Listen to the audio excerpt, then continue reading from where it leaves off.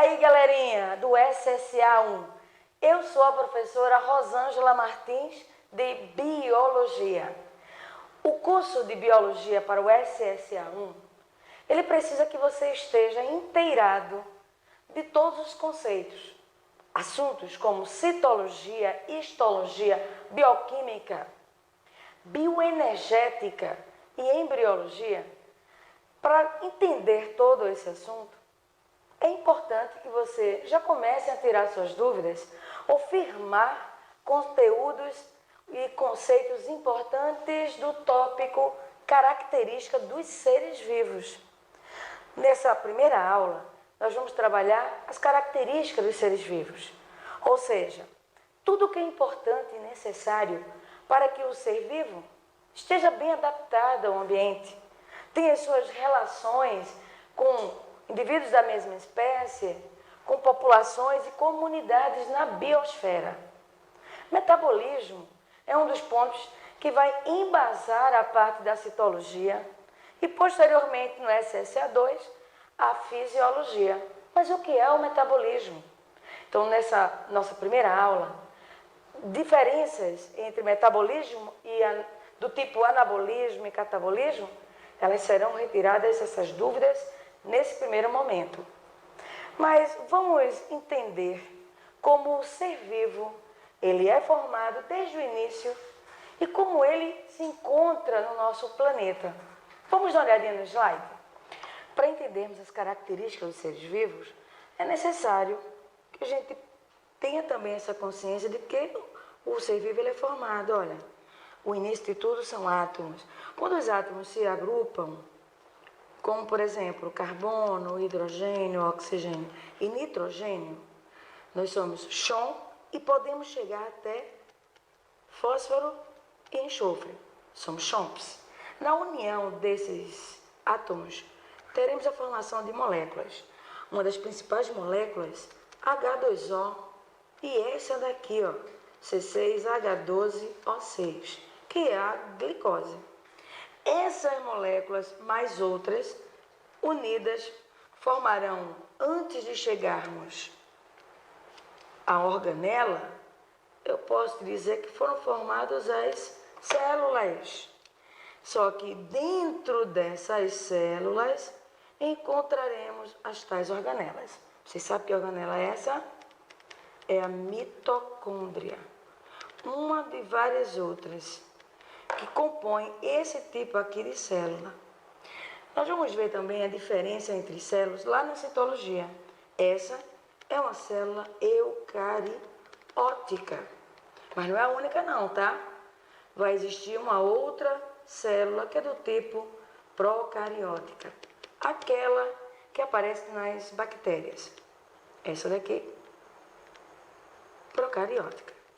Então, ou seja, todo ser vivo, do mais simples, como esse, até nós, os mais complexos, apresentamos células.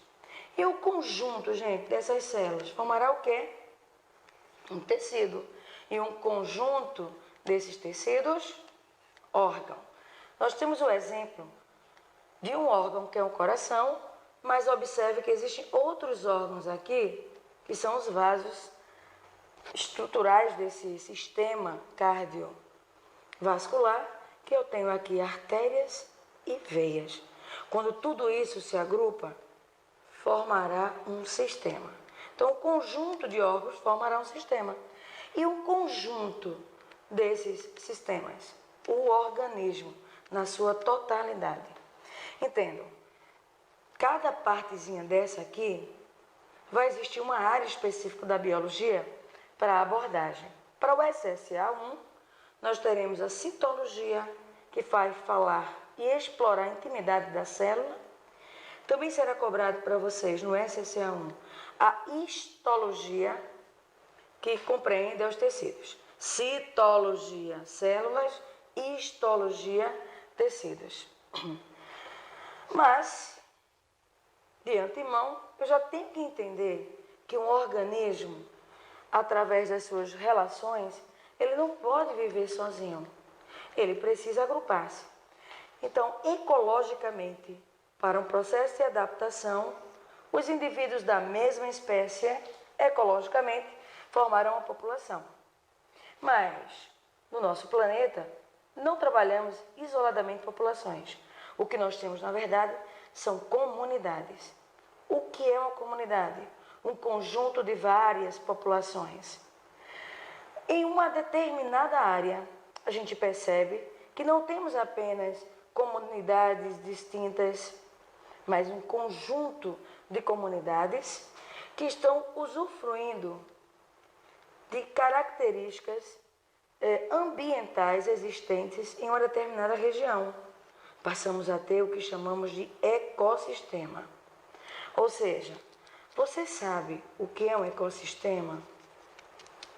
O ecossistema é a relação entre fatores abióticos. Os abióticos compreendem, exemplo, gases como oxigênio, CO2, que é de suma importância, a própria água. Acredite, solos diferentes também são importantes. Há rios, mares e lagos, enfim, pH, temperatura, tudo isso vai influenciar a existência dos seres vivos, inclusive até a integridade do corpo desses seres vivos. Mais fatores abióticos, mais bióticos, que tem a ver com esses tais seres vivos que eu estou falando, tudo isso junto, vários ecossistemas, vai formar a biosfera.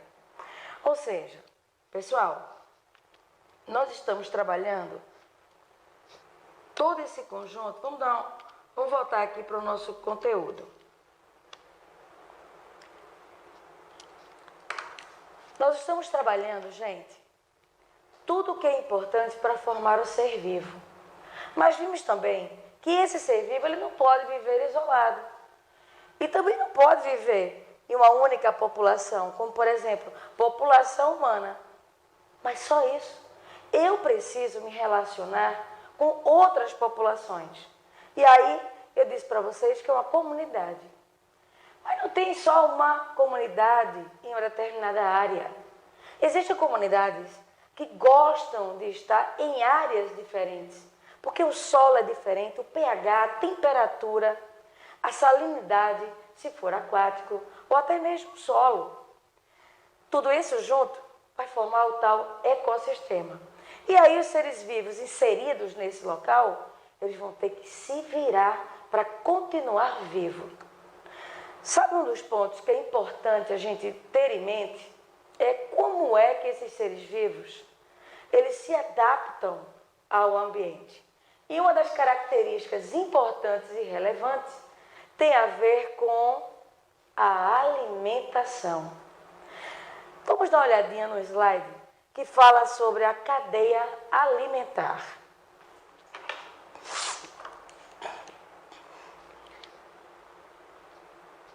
A cadeia alimentar, ela é um excelente exemplo para mostrar para a gente da necessidade e o respeito que devemos ter com todos os seres naquele ambiente.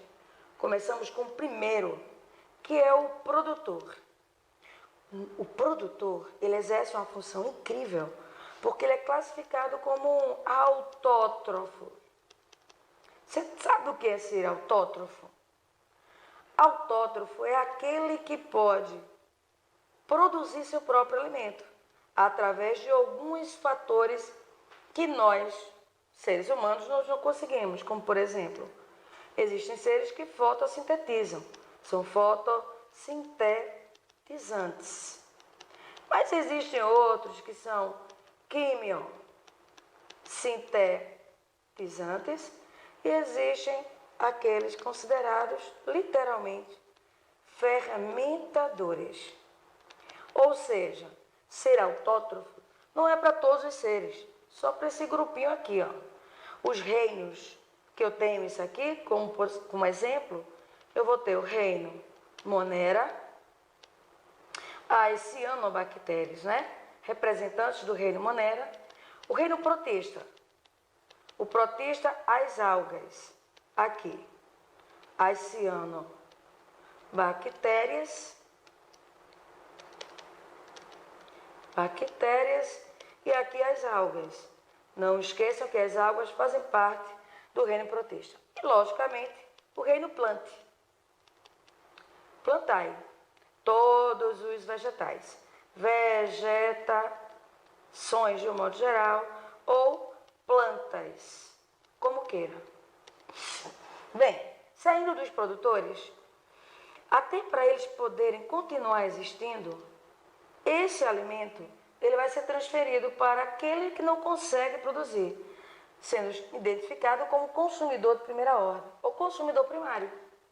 Mas a transferência de energia continua do C1 para o C2, que passará a transferência de energia para o C3, chegando até o C4. Todos eles têm tempo de vida, porque uma das características que nós vamos ver é o ciclo vital. E quando todos morrerem, terão que sofrer uma reciclagem. Os recicladores são os decompositores. Os decompositores são os fungos e as bactérias. Veja a importância das bactérias. Tanto ela aparece aqui como produtor, vão existir cadeias alimentares inferiores microscópicas que as bactérias também entrarão como um indivíduo heterotrófico, igual ao gafanhoto, sapo, a cobra e o gavião. Mas nesse momento aqui, ela está no contexto de recicladores, devolução do alimento através dos elementos químicos para a natureza. Então nós estamos diante de um ciclo. Vem para mim. Ou seja, queridos, participar de uma cadeia alimentar significa dizer que todos os seres vivos vão continuar existindo, desde que a preocupação para isso seja equilibrada. Do mesmo jeito que vocês viram que a alimentação ela é transferida de um produtor para os consumidores, porque os consumidores eles são heterotróficos. Eles não produzem seu próprio alimento. Na verdade, eles têm que consumir. A preocupação dos consumidores, ela tem que estar atrelada também à preocupação da existência de um produtor. Os produtores, eles dependem de tudo que nós depositamos para o solo ou para a água. A cadeia alimentar de transferência de energia, ela antagoniza com uma deposição de uma ação antrópica negativa chamada de poluição. Se eu sei que é importante para mim uma das características primordiais, que é a transferência de energia, eu também não posso achar que é importante para mim uma transferência de substâncias tóxicas. Isso agrava todo esse contexto positivo de transferência de energia, de existência de todos esses seres vivos, para que você continue existindo literalmente. Quando nós poluímos a água, o solo, estamos depositando ali substâncias tóxicas. E aí o contexto muda da cadeia. A transferência vai ser de substâncias tóxicas, poluentes. E o contrário da cadeia, na cadeia, a energia ela é passada de forma decrescente. Para as substâncias tóxicas, o efeito bioacumulativo ou magnificação trófica é o contrário. Ele vai acumulando. Então, saindo dos produtores, o último da cadeia, nós vimos o gavião, é aquele que mais está poluído. Mas pode não ser o gavião, pode ser a espécie humana. A ação antrópica do homem para poluir também vai trazer para ele um respaldo negativo, que é ele, através de seus hábitos alimentares, ele será aquele que vai mais ter acumulado nele substâncias tóxicas. Daí a gente entende a fundamentação de tanta doença e tanto tipo de câncer que está acometendo a espécie humana. Mas, prestando atenção no detalhe, a espécie humana, tanto quanto a cobra, o sapo, o gafanhoto e o gavião, eles não produzem seu próprio alimento, são heterótrofos. E uma das características da alimentação é, será que esses seres vivos, como é que eles estão no ambiente, estão se preocupando direito com essa necessidade de se alimentar?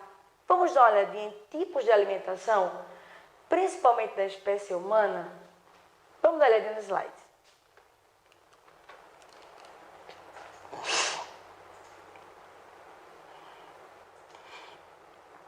Bem, a alimentação, já vimos a nossa incapacidade de produzir o próprio alimento. Por isso que nós somos heterótrofos.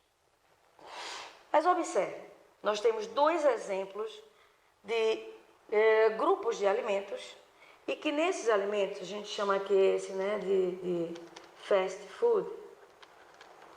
Esse fast food é muito apreciado. E esse, entre aspas, fast food, vamos dizer assim, ruim. Mas você acredita que esse daqui, abre aspas, alimentos saudáveis, eu vou tirar aspas do alimento, tá? Vou deixar alimentos, sim, saudáveis, mas vou botar aspas aqui, bons. Mas por quê, gente?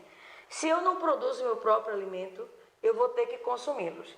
Só que tanto esse daqui, esse grupo dos fast foods, quanto esses alimentos ditos saudáveis, eu tenho que me preocupar, galera. Por quê? Nesse daqui, eu já tenho a plena consciência que a ingestão ela tem que ser mínima possível ou espaçadamente. Ah, eu gosto de sorvete, maravilha, mas não precisa criar o hábito de ingerir sorvetes diariamente, nem o biscoito recheado, nem a batatinha, nem muito menos o refrigerante, que está muito rico em carboidrato. Desses alimentos aqui, eles buscam muito uma fonte energética. Fonte energética. Só que ele exagera. Essa fonte energética aí, ó, carboidratos e os lipídios. Esses dois grupos, eles são energéticos e o corpo não desperdiça. O que ele não usa, ou seja, o que encontra em excesso, o que é que o corpo faz? Armazena. Então, os vilões, os fast foods, eles são atacados de forma negativa pela fonte nutricional que eles têm, pelo sabor que ele provoca para a gente, mas o grande erro é a espécie humana que não consegue se controlar e vai atrás dos seus excessos. E aí doenças como diabetes, obesidade ou doenças cardiovasculares, elas são acometidas principalmente pelo excesso. Mas dá uma olhadinha agora nesses alimentos considerados saudáveis, bons, entre aspas, depende da sua ação. Observe.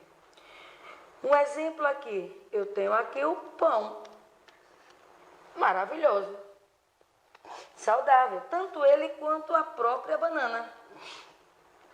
Uma fruta e aqui um alimento rico em amido, derivado dos vegetais.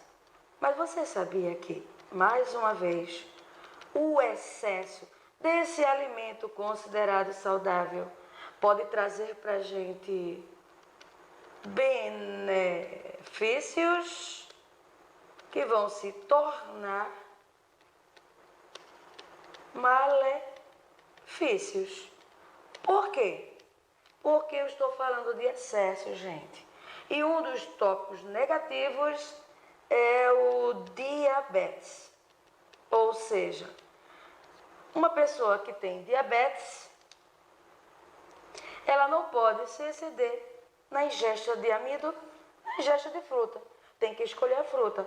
Mesmo sendo uma uvinha, gente, o excesso da uvinha vai trazer prejuízo.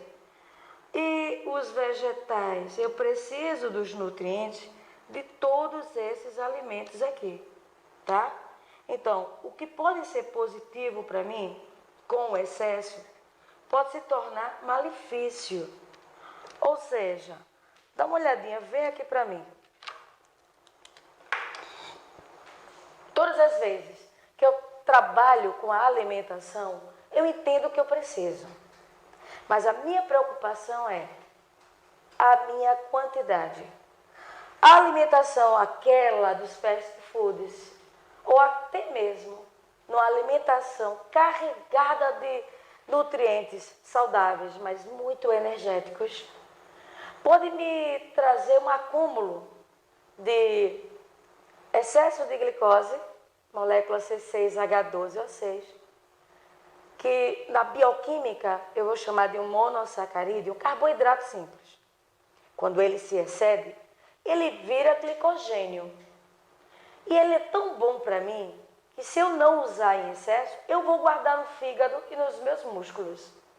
Só que glicogênio já mudou de nível, já é considerado polissacarídeo. E se eu continuar nessa alimentação excessiva de fast foods ou de alimentos saudáveis, mas rico no componente energético, carboidrato ou até mesmo lipídios, como é o caso do queijo, é interessante. Mas ele tem um excesso de gordura por ser derivado de uma substância metabolizada pelos animais. Então tem lipídios ali também. Então mesmo sendo o queijinho, esse excesso, eu vou ter um glicogênio exagerado e o corpo vai guardar. O que é que ele vai fazer?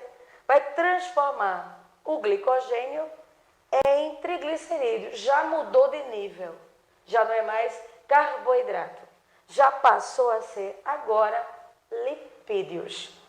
E aí, o que era saudável passou a trazer um prejuízo para mim, um problema incrível, tá? Então, nossos hábitos, eles têm que ser sempre avaliados e de forma equilibrada para dar para você se alimentar de todas essas gostosuras. Vamos para uma outra característica? Vamos dar uma olhadinha no slide. A característica agora é a ação e reação. Ação e reação é o motivo pelo qual os seres vivos estão preparados. Muitas vezes, esses estímulos, eles vão provocar para a gente atos reflexos. Atos reflexos compreende aquela situação principalmente de proteção. Só que observa aqui, olha, essa ação e reação, para essa plantinha que a gente chama de mimosa, tocou nela, ela vai fechar todos os seus folíolos da sua folha. É sim uma reação de irritabilidade. A irritabilidade significa uma ação de sensibilidade extrema. É característico dos seres vivos ter esse processo de sensibilidade. Para essa plantinha é extrema. Para essa daqui, uma planta carnívora, antes que você pense, peraí, Rosângela, se é planta, ela não fotossintetiza? Sim, gente. Se é planta, ela é considerada autótrofa, tá? Só que nada melhor do que um complementinho nutricional. Planta carnívora. Só que ela pode prender esse inseto que vai contribuir para a sua alimentação. Ação e reação é uma das características que o nosso corpo realiza. Dá uma olhadinha nessa. Ação e reação. Agora nós temos aqui o homem e que ele vai pensar duas vezes no que ele vai fazer. Porque olha o que nós temos ali. Uma serpente, uma cobra. E os dois agora vão reagir a um estímulo. Possivelmente a serpente vai ficar assustada. Se ela ficar assustada, como é que ela vai reagir? Pode ser atacando ou simplesmente fugindo. Não sei. Ela pode ter um ataque ou ela pode simplesmente fugir. Fuga. E o homem? Ele pode se tornar imóvel para que não assuste ela e ela vá embora, ou ele pode, com esse pau aqui, esse objeto, tentar machucá-la. Se for tentar machucar ela, aí ambos vão estar agora com um problema para ser resolvido. Mas olha a reação antes que ele venha ficar imóvel, correr ou machucar. Olha o que aconteceu com a parte cerebral dele. A parte cerebral já detectou perigo. E aquele ponto de reflexo, se é perigo, isso daqui é o resultado, que eu não sei qual é.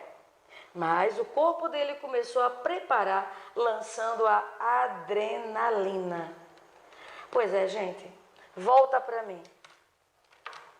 A característica de ação e reação para nós, seres humanos, elas são bem assim delicadas. Por quê? O corpo se prepara com a grande quantidade de adrenalina que vai ser lançada na corrente sanguínea. E a pupila dilata, o coração começa a acelerar, o glicogênio do fígado, ele passa por uma glicogenólise, uma quebra, e muita glicose vai para o sangue. Você está pronto para correr, ou para ficar parado, ou para reagir à ação, até mesmo matando aquela cobrinha. Mas imagina isso em uma avenida. Por isso que é proibido, gente, ficar no meio de uma avenida. Porque no meio de uma avenida, qual vai ser a sua reação se um carro chegar próximo e buzinar, que é proibido? Você pode tomar um susto, se jogar para frente ou para cima do carro, ou ficar parado. Então, as reações são as mais diversas possíveis. Tem que ter cuidado e fique esperto, que o corpo se prepara, tá? Vamos para o próximo? Vamos dar ali no slide? Ciclo vital. Tranquilo, gente? Olha só. Para o nossa próxima característica, nascer, se desenvolver, chegar podendo ou não reproduzir. Para a espécie, reprodução é vital, mas para você não é vital. Mas sabemos que vai chegar um momento que os nossos órgãos não mais vão sustentar a gente.